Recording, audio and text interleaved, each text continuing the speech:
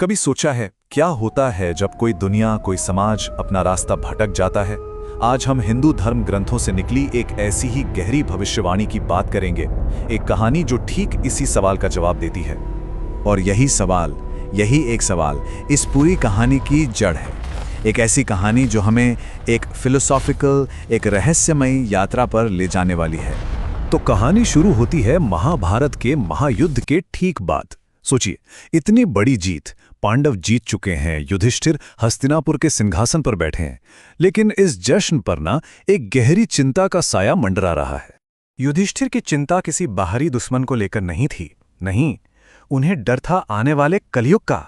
वो सोच रहे थे कि उस युग में नैतिकता का, सच्चाई का, इंसानियत का क्या होगा। कहीं आने वाली पीढ़ियां सही और गलत का फर्क ही ना भूल जाएं।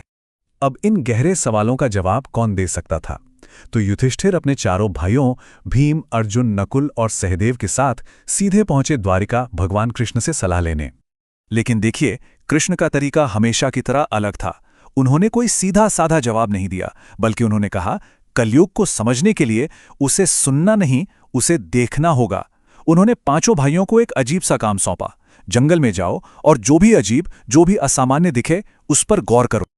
और बस कृष्ण का आदेश मानकर पांचों भाई निकल पड़े जंगल की ओर। और वहां उन्होंने जो देखा, वो 5 ऐसे हैरान कर देने वाले नज़ारे थे जो किसी की भी समझ से परे थे। सबसे पहले युधिष्ठिर की नजर पड़ी एक अजीब से हाथी पर। उसकी एक नहीं, बल्कि 2-2 सूंड थी, और वो अपनी दोनों सूंडों से आसपास की हर चीज को बस उजाड़ता जा रहा था, तबाह करता जा रहा था, जैसे उसकी तबाही की भूख कभी मिटेगी ही नहीं। उधर अर्जुन ने एक और हैरान करने वाली चीज देखी।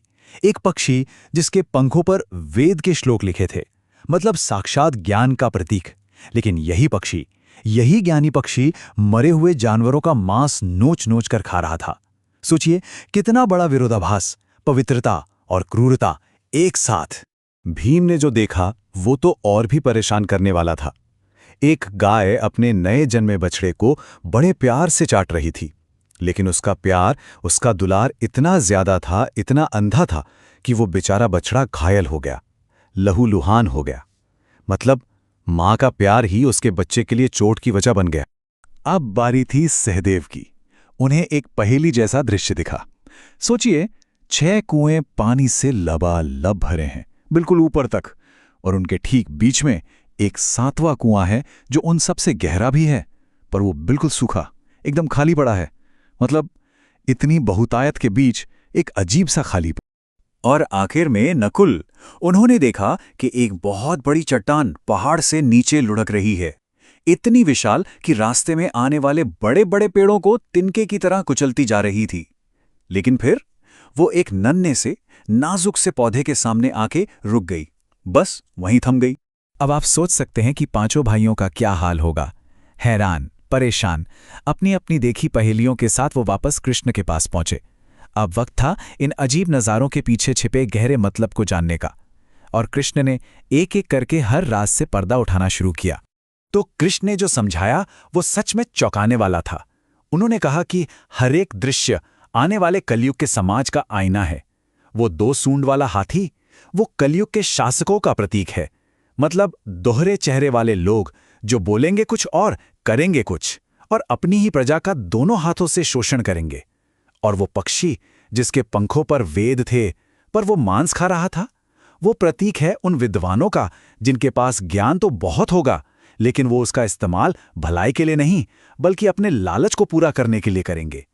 अब बात उस गाय की जिसका प्यार बछड़े को घायल कर रहा था। वो उन माँ बाप का प्रतीक हैं जिनका अंधा मोह, जिनकी जरूरत से ज्यादा ममता ही उनके बच्चों की आजादी और तरक्की में रुकावट बन जाएगी। और वो खाली कुआं, वो एक ऐसे समाज की तस्वीर है जहां लोग अमीर तो होंगे, बहुत पैसा होगा, लेकिन दिल में जरा भी दया, जरा भी करुणा नहीं होगी। अपने आसपास जरूरतमंदों को देखकर भी अनदेखा कर देंगे। और आखिर में वो छोटी सी चीज जिसने इतनी बड़ी चट्टान को रोक दिया। कृष्ण ने समझाया कि कलयुग में कितनी भी बड़ी ताकत हो, कितना भी पैसा हो, कुछ भी विनाश से नहीं बचा पाएगा। अगर कुछ बचाएगा तो वो है ईश्वर का नाम और सच्ची भक्ति। वही हर तूफान के सामने ढाल बनकर खड़ी होगी। तो ये तो थी पांडवों की कहानी, जो हमें कलयुग के सिंबॉलिक यानी कि प्रतीकात्मक संकेत देती है। लेकिन दूसरे ग्रंथों में और भी सीधी सीधी भविष्यवाणियां हैं। तो चलिए अब जरा गरुड़ पुराण की ओर चलते हैं और देखते हैं कि उसमें अंत समय के बारे में क्या लिखा है। गरुड़ पुराण में जो पहला और सबसे बड़ा संकेत मिलता है वो है इंसान की उम्र में एक जबरदस्त गिरावट। भविष्यवाणी ये है कि कलयुग के अंत तक आते आते लोगों की जिंदगी बहुत बहुत छोटी हो जाएगी। कितनी छोटी? सुनकर शायद यकीन ना हो। भविष्यवाणी के मुताबिक औसत उम्र घटकर सिर्फ 20 साल रह जाएगी। और तो और सिर्फ 12 साल की उम्र में ही लोगों पर बुढ़ापा आने लगेगा, बाल सफेद हो जाएंगे, शरीर बीमारियों का घर बन जाएगा।